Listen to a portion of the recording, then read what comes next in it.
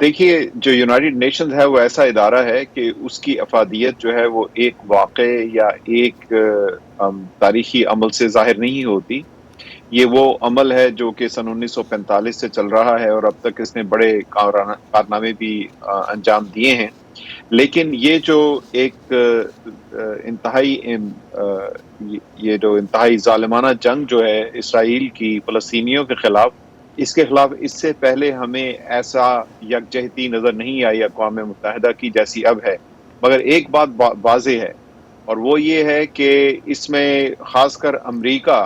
اور جو دوسری بڑی طاقتیں ہیں ان کی لمیٹیشنز نظر آتی ہیں کہ وہ زیادہ افیکٹو نہیں ہو سکے، زیادہ اثر انداز نہیں ہو سکے اسرائیل کی پالیسیز پر، جیسے ان کا خیال تھا کہ جس طرح ماضی میں ہوا وہ ہو سکتے ہیں. اور اس کی وجہ جو ہے وہ ظاہر ہے کہ یہ الیکشن ایئر ہے اور اس کا فائدہ اسرائیل جو ہے وہ پوری طرح اٹھا رہا ہے. فیضان صاحب، یہ اقوام متحدہ کی سائیڈ لائنز پر بھی اس مسئلے کے حل کے لیے اس وقت بھی سفارتی کوششیں ہیں جو وہ جاری ہیں. کیا چانسز ہیں ان کی کامیابی کے؟ دیکھیں جو میرا اپنا یہ خیال ہے کہ اسرائیل جو ہے وہ اس الیکشن تک اور اس کے نتیجہ آنے تک کوئی فیصلہ نہیں کرے گا اور چاہے گا کہ جتنا بھی ہو سکے، جتنا میکسیمم ہو سکے علاقے کو اپنے قبضے میں لیا جائے، نقصان پہنچایا جائے جو ان تمام تنظیموں کو جو کہ اس کو ریزسٹ کر رہی ہیں، کیونکہ اسٹریٹجیکلی یہ ان کو اس کا فائدہ رہے گا آئندہ،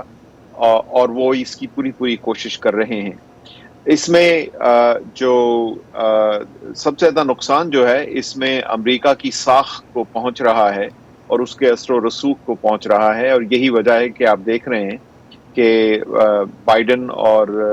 بلنکن دونوں جو ہیں وہ اسرائیل کو ایک واضح پیغام بھیج رہے ہیں کہ ہم تمہیں ایوائڈ کر سکتے ہیں اگر ہم چاہیں تو.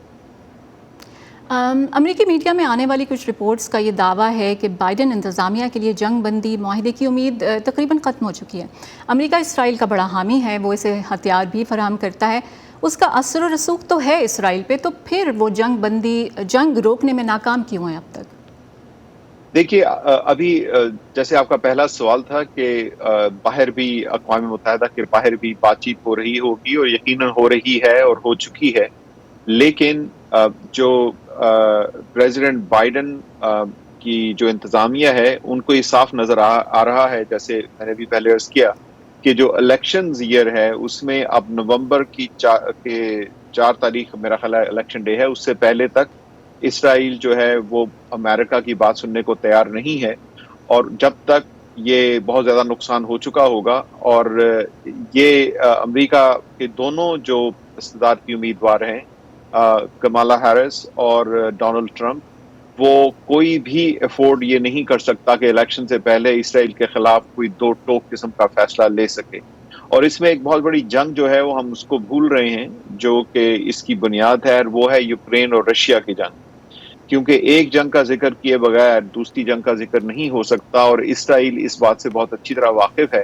تو ہم ایک ایسے مقام پر کھڑے ہیں جہاں ایک ملک جو ہے وہ اپنی ڈٹائی سے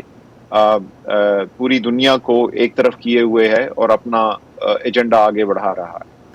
فیضان صاحب، آپ نے بھی اس کا ذکر کیا بھی، 7 اکتوبر کو اس تنازع کے شروع ہونے کے بعد سے یہ پہلی بار ایسا ہوا تھا کہ امریکی وزیر خارجہ اینٹونی بلنکن جب مشرق وسطیٰ کے اپنے حالیہ دورے پر گئے تو وہ اسرائیل نہیں رکے تھے. کیا ظاہر کرتا ہے ان کا ایسا کرنا، اور کیا امریکہ نے اسرائیل کو کوئی واضح پیغام دیا ہے، اور کیا اسرائیل پر اس کا کوئی اثر ہوا؟ جی یقیناً یہ واضح پیغام ہے، اور امریکہ جیسی طاقت کا یہ فیصلہ دینا کہ ہم اپنے وزیر خارجہ کو آپ کی طرف نہیں بھیجیں گے،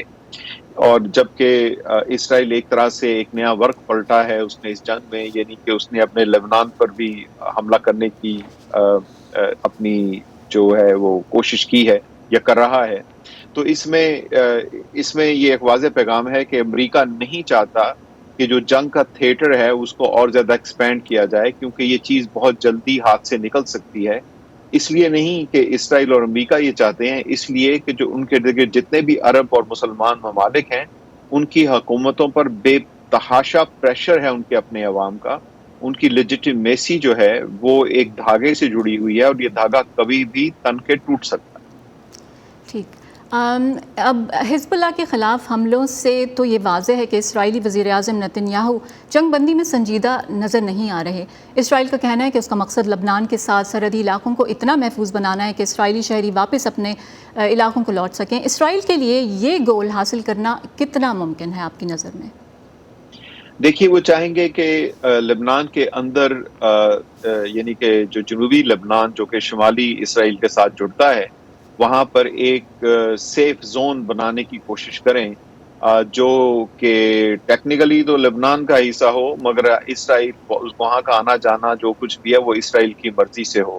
اور یہ جو ایران جو لبنان ہے اس کی ساورنٹی کے خلاف، اس کی قومی بقا کے خلاف ہوگا، لیکن اسرائیل کو بہرحال واپس اپنی سرحدوں پہ واپس جانا ہوگا، لیکن اس کا سارا دار و مدار جو ہے وہ بین الاقوامی جو قوت ارادی ہے اس پر ہوگا۔ اس وقت جو سیاسی قوت ارادی چاہیے اسرائیل کو اپنی اس میں رکھنے کی، اس کی وجہ ہے سب سے زیادہ اس کی وجہ سے یہ سارا کام جو ہے یہ خراب ہونے کا اندیشہ ہے یا جنگ کے پھیلنے کا اندیشہ ہے۔